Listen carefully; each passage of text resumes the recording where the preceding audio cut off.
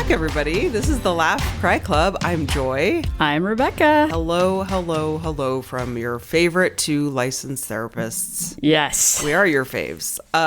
We better be, right? Yeah. It's all right if you have your own therapist that's your favorite. Exactly. Well, the funny thing is clients like to think that they're the favorite of their therapist, and it's true. You're all our favorite. That is true. I mean, even myself, when I've been to therapy, I just always think like they've got to just love me. You kind of like want to be the, what's it called? The like teacher's pet. The star pupil at therapy. Yeah. Let me tell you, let me have all the things for you today. Right. Yeah, it's so fun. So funny. Hello to the Laugh Cry Club. We are here to normalize your feelings, hopefully make you feel 1% better after listening to this podcast. And if you don't, that's okay too, because it's not always about striving to remind ourselves of this mindfulness journey that we're on. Today, we're going to talk a little bit about adventures. We talked about this last year. Taking adventures in the summer. What does that mean?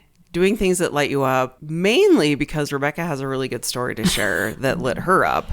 And I would love to hear about it. I had the best adventure. I am a huge No Doubt fan. I don't know if we've got any No Doubt listeners No Doubt out the there. band, yes. No Doubt the band. Nice, if you're a 90s kid like us. Yes. I mean, gosh, the last time I saw them in concert was like 96. Oh, you were like peak No Doubt. Like you saw them at their peak. Oh my gosh. Yeah, right when Tragic Kingdom came out. Yeah. So I knew about them before when they had like the Beacon Street Collection album came out. Like if you're a diehard, you know all these albums. But Tragic Kingdom was the one that set them on their journey to the national stage. Love them so much. I've seen Gwen Stefani when she did her Just a Girl residency in Las Vegas. That was great. But gosh, the No Doubt fans have been wanting them to reunite forever. And they finally did at the Sphere in Las Vegas. I know, Joy, you've been to the Sphere. So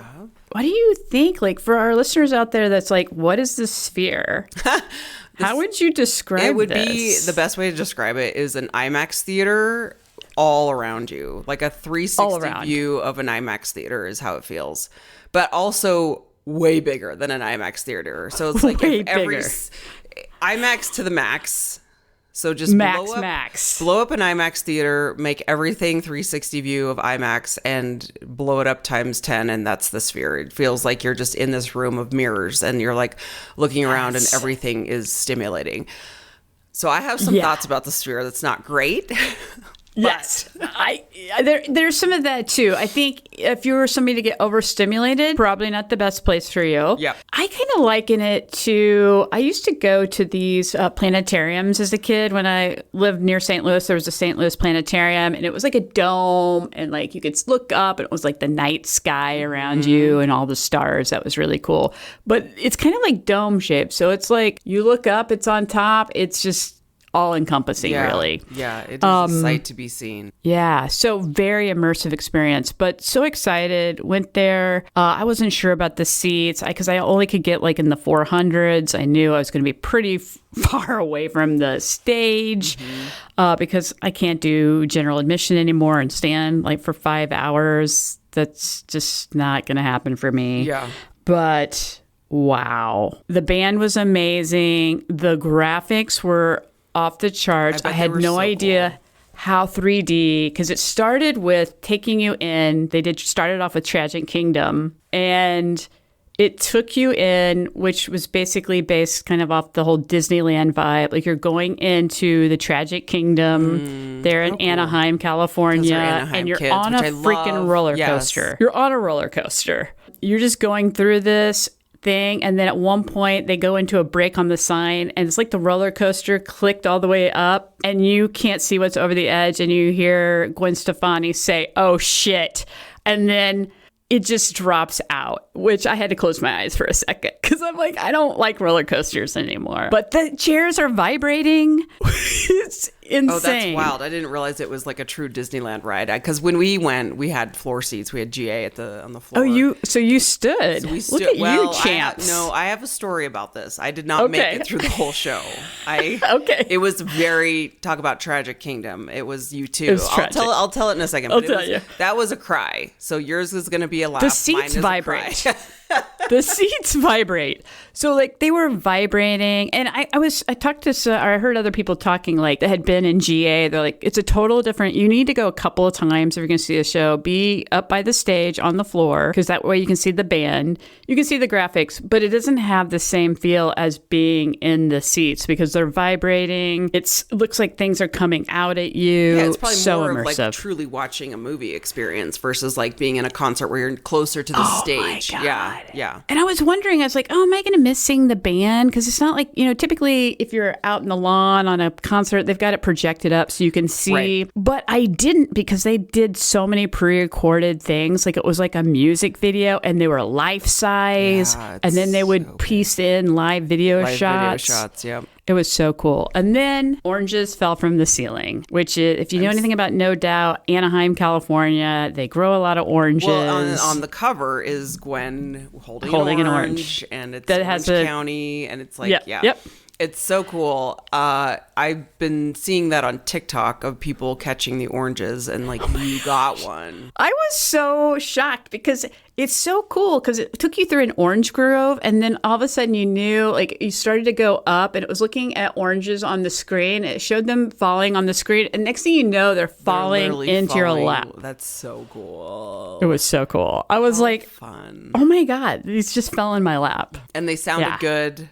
They played great. Yes. Yeah. At first, I was like, she's a little bit hoarse. Yeah. I've seen some videos where I'm like, it's a little pitchy, but you know what? I'm not going to judge. It's not like she tours every freaking year like Taylor Swift, But then she just went into it and could scream as high as she ever could. They did this last minute, I think, like 9 months ago. And so she must be in pretty good shape already. Yeah.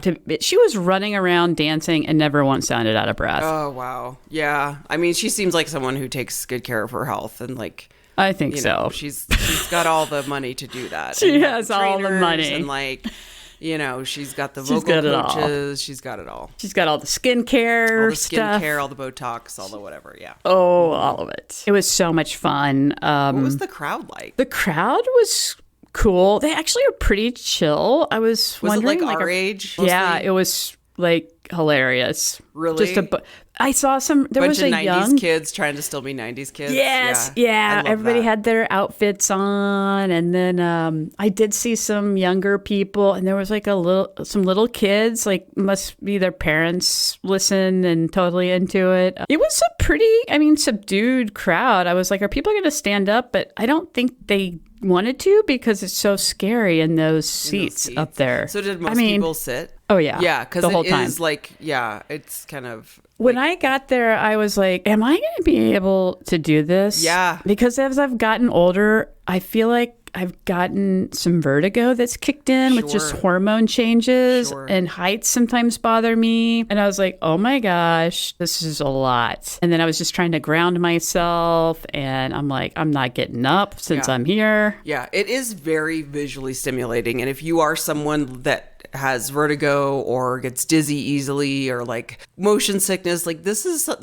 something to know before you go, because it's really, really visually stimulating. Like I don't do great with IMAX movies unless they're truly just like a regular movie. Like I don't do well with like the 3D experience, right. And this is really like close to a 3D experience because it's so nonstop all around you. You can't escape it unless you look at the ground. It's not to say that it's like not amazing. It's just like you have to be mentally prepared for that. So the quick and dirty version of my situation is we went to see U2 at the Sphere a few years ago. That had to be amazing. Well, Rebecca. Okay, except for, did Scott have an amazing time? No, Rebecca. You're jumping ahead into like, it was horrible. Like, I feel so bad. To this day, I still feel so horrible because Scott's had a couple incidents with me where like I just can't hang at certain concerts. Like, I don't know, maybe 2013, 2012. I don't know. It was a long time ago. We went to see Pearl Jam at Wrigley Field.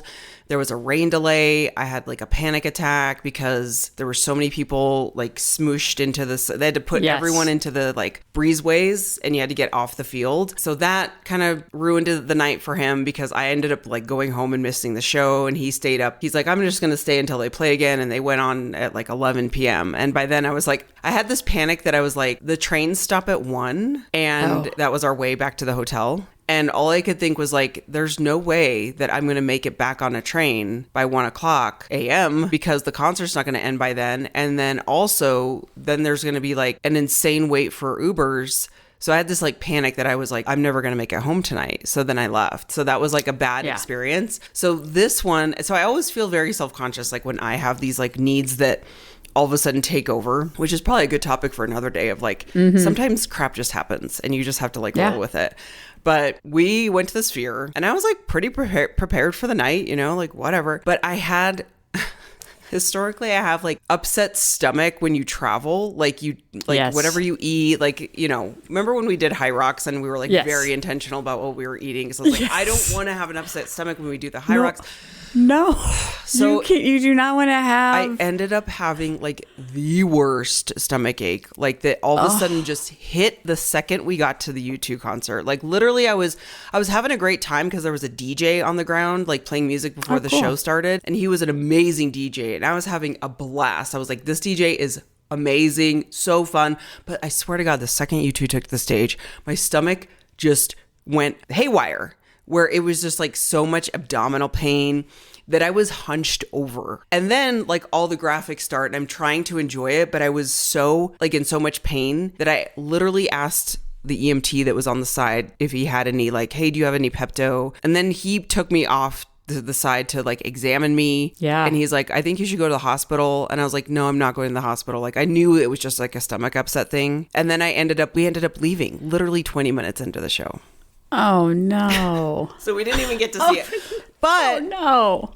To be kind of fair, I think I was more influenced by the fact that I felt horrible that I was feeling horrible. Remember like feeling bad for feeling bad? I felt so disappointed that I was like gonna disappoint Scott because we flew to Vegas for the purpose of seeing U2 at the Sphere. You know what I mean? I felt so bad, and he was like, it's okay. He like assured me, and I was like, can you just stay and enjoy it? And he's like, I'm not gonna enjoy it if you're like not feeling good, and like I want to make sure you get home okay. So anyway, long and short of it is it was not a pleasant experience. I didn't really get to experience the Sphere like at its full capacity, other than like for the first 20 minutes of U2, like trying my hardest to push through. Now I know, always travel with like Tums or, you know, Pepto to like help you. Yes. Especially always carry it as with we me. age, right? I mean, I was so embarrassed and I was just so like, like I said, I went to the bathroom so many times to try to like just like will myself to be like, just please feel better. Just please feel better. Like trying to put water on my face. You know what I mean? Like I was just trying everything to be like, body, get it together for like the next 2 hours. Yeah. So it was not going to work. It was not going to work. And then I think also just like combined with like the screens and everything and the stimulation, I was like, this is horrible. Get me out of here now. But all that to say is like, I really do think people need to know that before going into it of like what you're walking into. Because it is a lot. They should have like a disclaimer because they should have like a ride disclaimer. You know, like when you go on a ride and they like warn you about strobe lights. Like if you have seizures, don't go on this ride. Or like if you have vertigo, maybe don't go to the Sphere. Yeah, they probably should. I didn't see any disclaimers. I only knew because I'd already seen stuff on social media. But yeah, I mean, it's a pretty amazing thing. I think if you don't like heights, don't get seats in the 400s and just prepare yourself. But I will say that is one of the best shows I've ever been to in my life. Oh, that's so fun. My top favorite show is Celine Dion. Oh, of course. Of course. Oh, yeah. So good. I mean, the last time I saw No Doubt was, well, I guess the only time I saw No Doubt was the summer tour of 2009. You went, fun. So that was when they were supporting Push and Shove, the album Push and Shove. And then they had Paramore open for them, which I just love. Oh, they're great. They're great. I love Paramore. She also opened for Taylor Swift, and that was like, super fun for me. I'm such a huge Paramore fan. That's so cool. Anyway.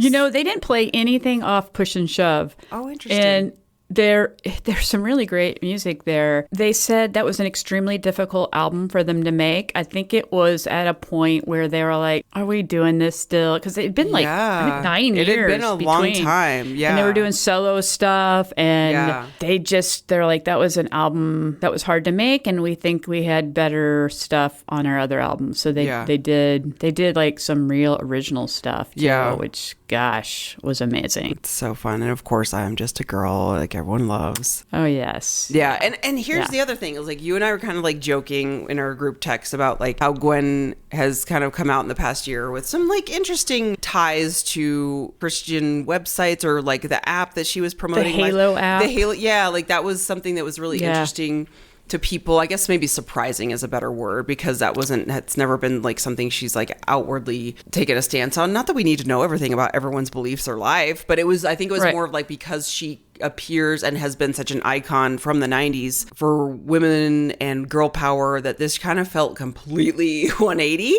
And so you said that you kind of like left feeling like it was very much still like a girl power feel. Yeah. I feel like, because I have always been a huge Gwen Stefani fan, but in the last few years, I'm like questioning some things. And just this whole Halo app, her advertisement for the Halo, look it up. You can find all the information about it. I think left people like, this doesn't feel right for the Gwen Stefani we know in women's rights and girl power.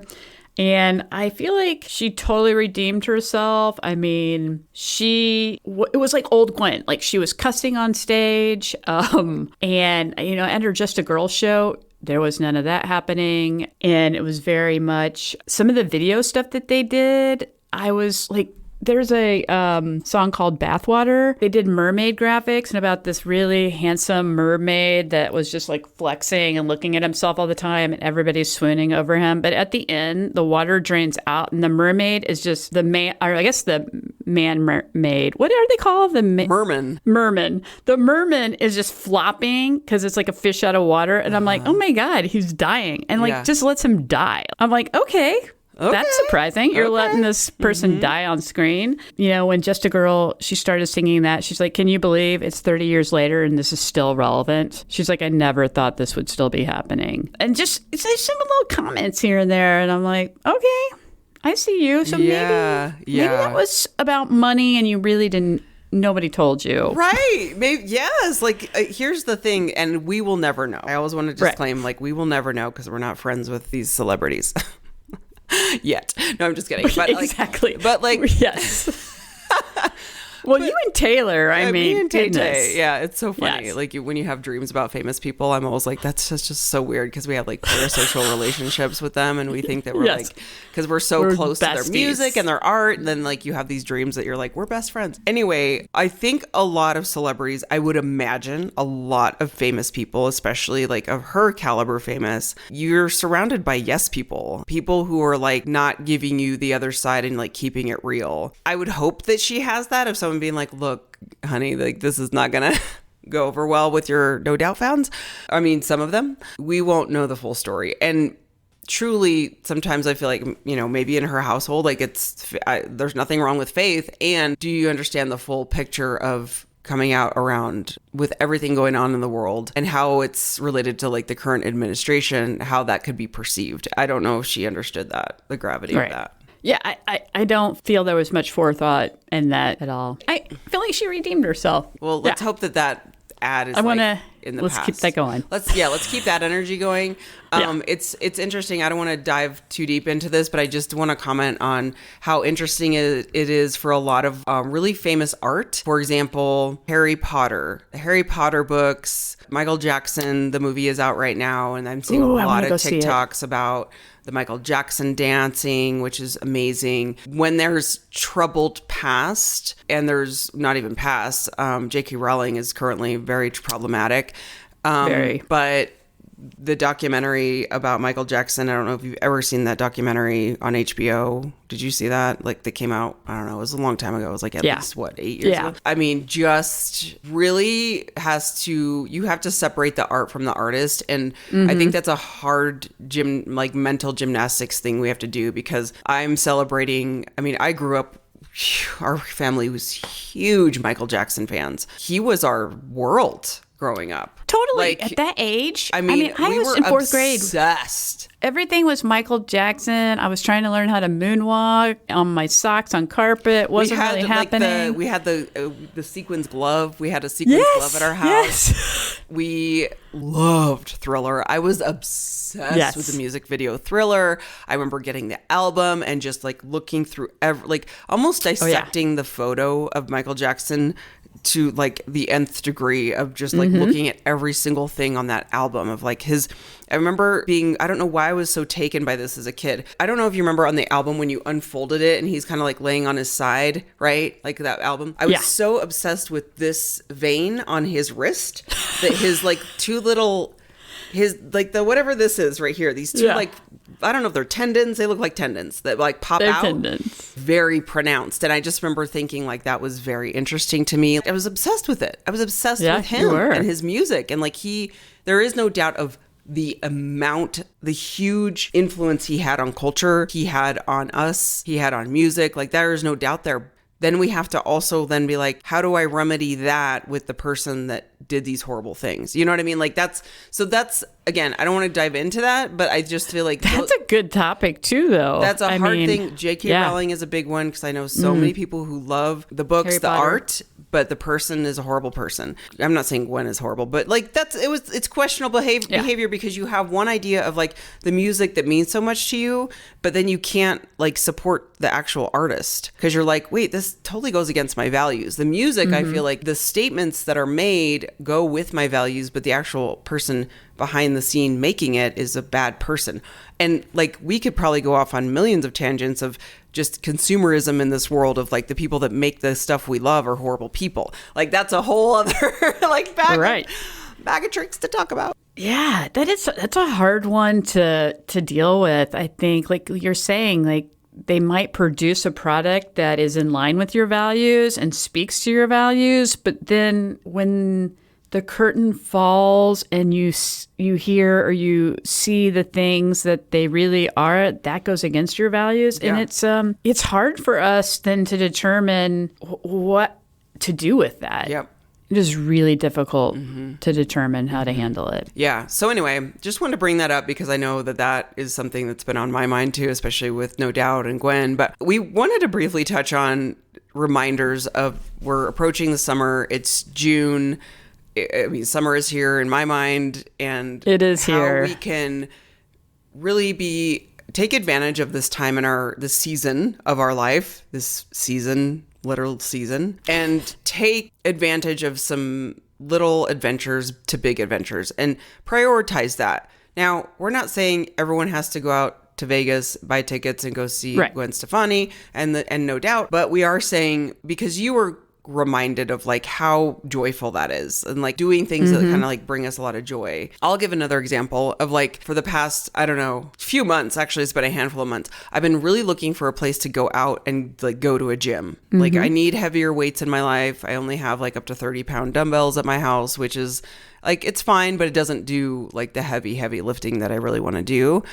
And so I've been like tossing back and forth, like, do I buy stuff for like a home gym? Like all of this. And so finally I was like, why don't I just go check out our city rec center, like the town rec center? Cause every town has a rec center for the most part, you know, like the bigger towns. And I went yesterday and I signed up and it's lovely. And I went to the gym this morning and I like lifted some heavy weights and I'm like, these are the things that we kind of put on the back burner because it's like it's not like I'll get to it later. I can work out at home, and we get in these normal routines. Like routine is very helpful, predictable. But like, where can we look for some little adventures in our life this summer? Yeah, I think that's the thing. Let's all challenge ourselves to find an adventure. It doesn't need to be big. It can be a micro adventure. Maybe it's even the adventure is taking a different route to the grocery store than you do. You see something else. That's super tiny. But we're so in our routines, which I understand. I love routines too. And it feels safe and comfortable and you know what works for your body. So you keep doing it. But it's so important for our brains just to switch it up every once in a while. Because when you switch it up, it allows your brain to be more curious and to actually learn and take in more knowledge. And it's like, I think sometimes when we're in a routine, our brain gets really lazy. It goes to like the default. So you're not really, you're not thinking about it. And because you don't have to. Because you don't have to. And there's something to be said about routine habits. That is proof right there that you can develop a habit and you can develop new pathways. And developing new pathways is that challenge of like, okay, if I can develop a new pathway here, I can probably do it in other areas of my life. So for example, you know, I think we've talked before of like looking for the rando opportunities, like the times where you can take like the fork in the road of, do I talk to this stranger or do I just am quiet and go on with my day? So if I'm at the grocery store or I'm at the checkout line, I make a point to engage in conversation with people. I make a point to, and that's like not a natural thing for me, but I always find it makes me feel better, you know? So it's like, it's so funny how we do this where we know what makes us feel better, but we don't always jump to that as like the first choice. What other adventures can you, listener, take this summer, whether it be taking a new route on your dog walk, taking a new drive to the grocery store, trying something that I really love to think about when I'm like, I wouldn't say these are ruts, but just being more intentional is where can you support local businesses? So for example, this weekend, our farmer's market starts.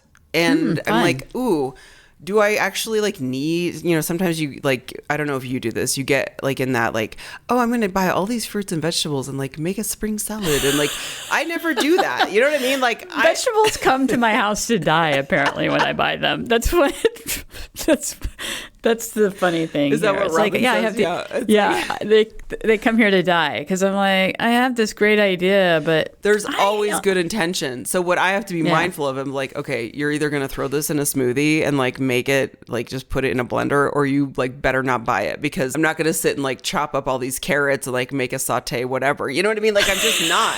So I'm not that person. Okay. I would love to be that person, but I just have to come to terms with like, I am not that person, you know? But it's fun to go to a farmer's market and support. And like, you know, a couple of years ago when we moved here, which feels very weird to say that. That's so crazy. 2 years ago? Yeah. Wow.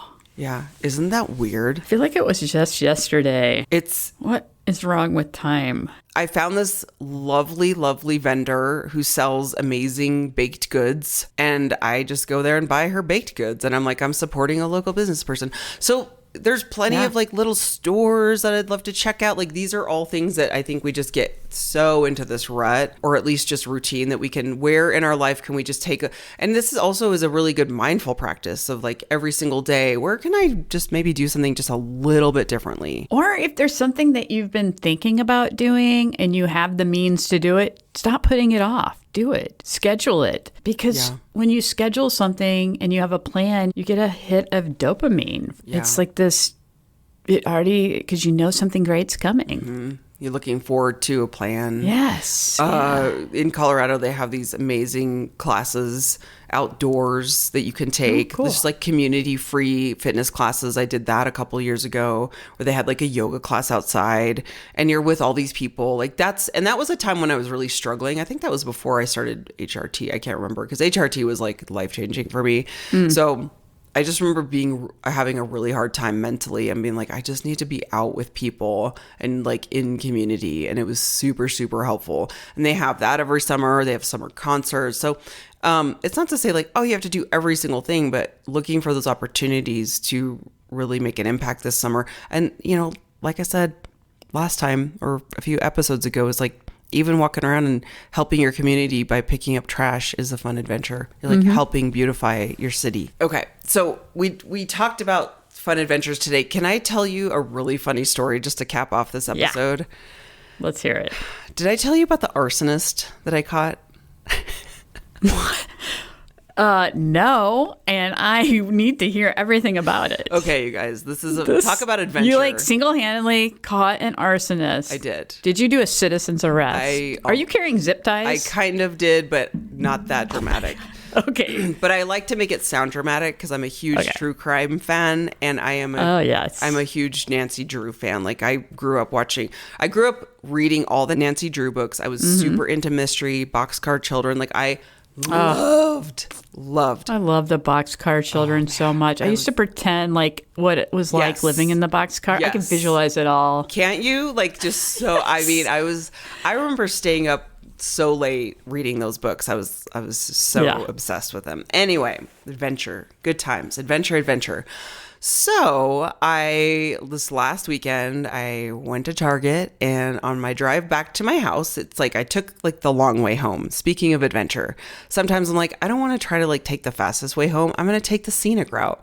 And so I took the scenic route, which involves me kind of like winding through some neighborhoods and kind of takes me up next to the highway, next to like the main I-25 highway. And I see smoke coming, and I was like, that's weird. You know, like it takes a second for things to register. Mm-hmm. It took me a second to register the smoke coming from the ground, and I was like, that's a lot of smoke. And so where I was at on the road was like approaching a stoplight. So I'm essentially facing this fire, and then all of a sudden it comes into focus where there's an actual brush fire right next to the highway. So if you imagine your main highway, there's like small patches of grass and like little weeds on the side, you know, so it wasn't like a huge forest that was being set on fire, but it was the brush next to the highway that was all engulfed in flames. So I'm sitting here going, oh my God, that's crazy. And then I'm trying to also register if I'm seeing any firefighters there. So I'm like, is the fire department, have they already responded? And I don't see firefighters there yet. So I'm like, oh, they haven't arrived yet. This must be new. Then all of a sudden I see a guy, as I'm at the stoplight kind of approaching, I see this guy walking in the road, and he looked just like a guy that was almost like a panhandler, because he was walking towards this car that was in front of me. And again, you're trying to register all that's happening. And he also is dressed in a very long coat and a leopard print cowboy hat. So all of this is going like, I'm trying to compute this all very quickly, and it's taking a minute for me to gather what's happening, right? So he's walking across in the middle of the road, right? Walks across my car, like in front of me, and then there's a sidewalk there, but there's a Walmart on this corner. And the Walmart has a retaining wall with like brush just like hanging over it. And so he walks up to the brush next to this retaining wall and starts flicking this lighter and like trying to light the brush on fire that's next to this retaining wall. And I can see it because I was watching him at the stoplight, and it all happened too very quickly. But I remember looking at him because I was like, this guy looks suspicious. You know, I was like, what is he doing? What is he doing dressed like that? What is he doing walking in the middle of the road? It wasn't cold to have like a long coat. No, on, it was it was not cold. And also and he's very, very, very, very tall. So he did not blend in. And then he walks up to this brush and he starts flicking his lighter, literally not even trying to hide what he's doing. He just stands there and he's flicking the lighter, holding it right up to this bush that's like, you know, right sitting on this retaining wall. So I called 911 because I'm like, holy shit, this guy is lighting things on fire. He is going to light this town up. He's going to light this town up. And in Colorado, we don't mess around with fires. Like we've had entire cities. It can be dry. We have been super dry. We've had the driest winter we've had like in decades. You know, a handful of years ago, a fire took out an entire town, like just blew neighborhood. It could start from anything, right? So we don't mess around with this stuff. So I called 911 and I said, I want to report a fire next to I-25. I tell her my location and I said, I'm sure you've already had a report of this. And she says, yes, we've had plenty of calls. They're on their way. And I said, do you have the suspect? Because I have him right here. And she goes, wait, you have the suspect? And I'm like, yes. Yeah, I put him in the back of my car. And I said, he's right here next to my car. And by then the light turned green, so I have to go. But I'm driving very slowly because it's like a residential road. It's not fast. Yeah. But then I kind of still have my eyeball on him, and I'm going to like turn around in case he like runs away. He's not. And then so she goes, let me patch you over to the police department. So I get patched over to the police department, and they're like, tell me what you see. And so I described the guy, and they're like, are you right there? I'm like, no, I just had to drive. I'm like in my car, but this is what he looks like, and this is what he's doing. And he's lighting things on fire at Walmart because it's on, you know, the Walmart. Yeah. And they're like, oh my gosh, thank you. We got to go. Bye. Like they just hung up and they're like, they took my information. Then I get a call 2 days ago. This just keeps getting better and better. I get a call 2 days ago. I can't wait. From a detective. I felt so cool because he's like, I want to take a statement. I gave him the statement and I told him exactly what I told you. And then he's like, can you send me a screenshot of like exactly where you see him on the map? You know, so I sent him a screenshot of like where circled where I saw him on the map, sent that over. Last night I'm sitting watching TV and I get this text message. I'm going to just read it. Because I get this text message, and mind you, I used to work for this county. I used to work for Douglas County when I was, my first job was at the DA's office, juvenile diversion program. So I worked for the DA of this county that I'm now living in, right? And so I have a ton of friends who are still DAs here, but I don't keep in touch with anyone. Like I have like one person that I still know. And I get this text message from an unknown number that says, "Witness Joy Parrish. I see I will need to interrogate you after seeing your name in an affidavit. This is Clinton, by the way." And it's my friend. You have to be interrogated. I love it. But it's my friend Clinton that I used to work with. I bet they were like, what? That's so funny. Like the Joy Parrish, because like we were so close when we worked at the office together, but like I haven't talked to him in since I left there in 2013. Right. So anyway, is that not the funniest? So he's still there, and he's like, this affidavit comes across his desk. So I'm gonna have to interview He's you. assigned to this case and they arrested. I saw it on the news. They arrested the arsonist guy. So he is in custody. Was he in the same outfit? I don't know, but he did say he said, "This is Clinton, by the way." I respond, "Shut up." And I said, "What a small world. Like, what are the odds of you getting this case that I am the witness?" Saving the community. And he says, "I love that the guy is like 7 feet tall and wearing a fur robe and a leopard print cowboy hat." And I was like, yeah, he was a sight to behold. Yeah. And so he was just with a lighter. Did he have like a gas can or anything? Nope. He was just lighting shit on fire. I mean, it's so dry it was catching, obviously. Mm-hmm. Yeah. And that's what the investigator was like, what kind of lighter? I'm like, it literally looked like a cigarette lighter because he was just like flicking it with his thumb, holding it. It's so dry then. Yeah. So dry. Yeah. So dry. Well, thanks for your service to your community. I mean, you like talk about adventure, you guys. See something, say something. I have just because you went on the scenic route. Look what happened. 1000%. I caught an arsonist, and I keep telling all my friends that I'm like, I caught this arsonist. Like no one saw this suspect. And then when I saw it on my local Facebook page, like this is how this happens. Like as we get older, Rebecca, we turn into like the arrest citizens, where like crime fighters, where I'm like, I got my eye on everything. I'm not putting up with this like shady shit in my neighborhood. And like shady shit. And so I'm looking on the Facebook page of like, they posted that they like caught the guy, and I was like, that was me. That was all me. That was all me. Yes, I love it. That's so cool. You're going to get like the key to the city, I bet. I don't need the key to the city, actually. But when they do want to give it to you, or like an award at some, I'm going to come out for it. Yes, please. Well, it's just really funny because if I do have to go to that old office, it will just be like being sucked back 10 years because like if I... It probably they haven't remodeled a bit. Well, no. I was there recently for another thing, for a service dog thing, but don't worry, I did not get into trouble. No, I was there for like a service dog like support thing, but it's a beautiful courthouse. And the DA that is currently in office was the DA when I was working. Like, it's a long story, but he was the DA for the other district. It's not. He just switched over. He switched over. So I used to work for Arapahoe and Douglas counties. Now they have since split into 2 counties. So he applied to be the DA or whatever. He ran for office. He applied. He is the DA. He's the DA for this county now. And so it's just like, it's even the same DA. And if I got to see him, it would just be really, really funny. I wonder if this goes to court, will you have to go and testify in court? I probably will, but highly doubt this guy's going to go to jury, like a jury trial. Why would you try? Maybe. Who knows? What if he says, I'm innocent? Yeah. Then I could be like, this is the guy I saw with a cowboy. Joy Parrish, could you point out the person that you saw lighting fires on the day of blah, blah, blah? Sitting right in front of me.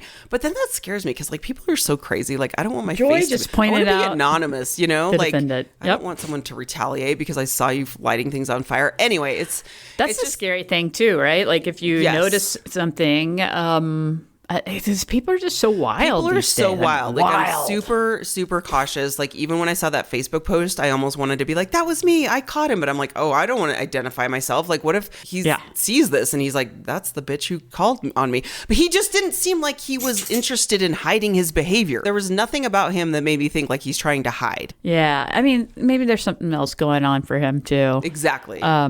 Sadly, but so interesting. I mean, I'll keep everyone posted on my new... burn things down. Don't wear that outfit. Don't wear that outfit, and don't just stand there like in the middle of the day. Traffic. It was literally probably like 11 a.m., like bright as day. Oh, just lighting shit on fire. Well, I guess he's tired of the high prices at Walmart. I mean, I guess. Like, just, I don't know. Do you have nothing better to do, sir? Than like, but here's the thing. Like, if I do look at that as like a mental health issue. Because I mean, you're not well if you're like walking around lighting things on fire. Anyway, guys, that was a very long story, but I will keep you posted on my new career as a crime fighter, going to the DA's office that I worked for 10 years ago. Like, what are the odds? They're probably going to put you in charge of like the citizen patrol. What is it called? Like the citizen watch group or neighborhood something? Watch. I love. Do you remember like the eyes with the mask? Like it looks like a raccoon mask, and they put them in the neighborhood. It's like, we're watching. Well, you know that I'm the person in the past I haven't gone yet, but I'm the person in the past at my old neighborhood that like really, I signed up to go on. They had this class called like Neighborhood Watch Dog Walkers, where they would like teach you how like what to look for in the neighborhood. So you were like a citizen neighborhood watch, like while you're walking your dog. Yeah. And I signed up for that class. That's cool. But I want to do that. I've been thinking about doing a neighborhood watch here too, because I feel like it's important. Shit's happening all the time. And when you work from home, I mean, you're always on the watch. You know the stuff. Yeah. I kind of appreciate the people in the neighborhoods that are like, they know what's going on. Like, this car is not supposed to be parked here. It's been parked here for too long or whatever. Like there was a suspicious car that was like parked in our neighborhood for like 5 weeks. And I was like, what's this car doing here? You know what I mean? Like 5 weeks? It's probably against your policies. The HOA, I know. Your HOA is probably like violating it. So I will, but it's funny to like look back on like, how did I get this way? Like I called 911 this like last fall because I had an aggressive driver like tailing me. Scary. You know what I mean? And so I'm like, I think there's always this fear that like if you call 911 that you're going to be bothering them. But I'm like, these are the things that you're supposed to be reporting. And I think, anyway, I've had positive I think part of that's our generation too, and probably how we were raised. It's like, I feel like generationally we were taught to call the cops and they will come help you, and then like don't bother people. So it's like, do I call? Do I not? Yes. It's like, do they want to know? And I think they would say, always call. You're not bothering us. Like, this is what they're there for. And we will direct you. Yes. Like, this is not an emergency. Or, Like, people call for the weirdest stuff. People call for, like, I lost my cell phone or something, I'm sure. You know what I mean? Like, yeah, you get kids calling 911 for help with their homework, and everybody thinks that's cute. Right. Maybe not the dispatch, but... I know, but they end up being, and then a cop comes and helps them with the I'm like, this community outreach stuff. It's not going to be cute when I call them and ask them for help with my work. Yeah, I know. Wouldn't that be funny? They'll be like, can you please stop? Please stop, this grown lady. Go on adventures. That's the takeaway. Be open to new things. Take a different route. Just... maybe try to break up the routine a bit. Do you have an adventure this week so we can kind of have one in mind for each other? I actually am going today. Okay. I'm going to spend 2.5 hours learning how to fly a Boeing 737 and a simulator. Rebecca, you told me about this. Okay, this is my dream. We have to check in next week on this. I am so excited. I cannot wait to hear about this. The thing I'm realizing too is like I'm doing so many things that are on my vision board, and like I've done numerous things that are bucket list items in 2026. Yeah. It's so fun. The energy around 2026 has been like that. It really has. Yeah. I feel like it has been really, there's a lot of momentum around it. There's a lot of movement with it. It's kind of cool. And you and I talked last week about secondary emotions of like how when we fall into feeling bad for feeling bad. And I just have to say that has been, I know this podcast is to help other people, but it helps me so much when we talk about these things, because I've been having days where I'll want to go there. I want to be like, ooh, I might be feeling sad today. And I'm like, well, if you are, you are. Let's move on. Yeah. And if, not in an ignoring way, but just being like, well, if you are, then that's fine. And then we're not going to like feel bad about that. But you know that song, I Second That Emotion by, is it Smokey? Second That Emotion. I can't remember. Is it like the Temptations? Yeah. The original artist, The Miracles. Smokey Robinson and The Miracles. I knew Smokey Robinson. I knew his voice. Yeah. Yep. I've been thinking like secondary emotions. And if you feel like loving me, give me a lifetime of devotion. A secondary emotion. I love that. Okay. I'm going to start doing that too. I love it. So that's been really helping me just to like keep that in my brain so I don't fall into the trap. Okay. We love you guys so much. Thank you for hanging in there with all of our stories today. This has just been an adventurous episode. Rebecca's going on an adventure today. My adventure this weekend is going to be the farmer's market and to go to my new gym or a rec center. I just love the idea of a rec center. It just feels I love that you are at a rec center. Yeah, it feels more community feeling. Like there's seniors working out. Like I get to be around such a good vibe of people. So get out there. Tell us about your adventures. We love you so much. We're at Laugh Cry Club on all the socials, and we'll see you next week. Bye, everybody.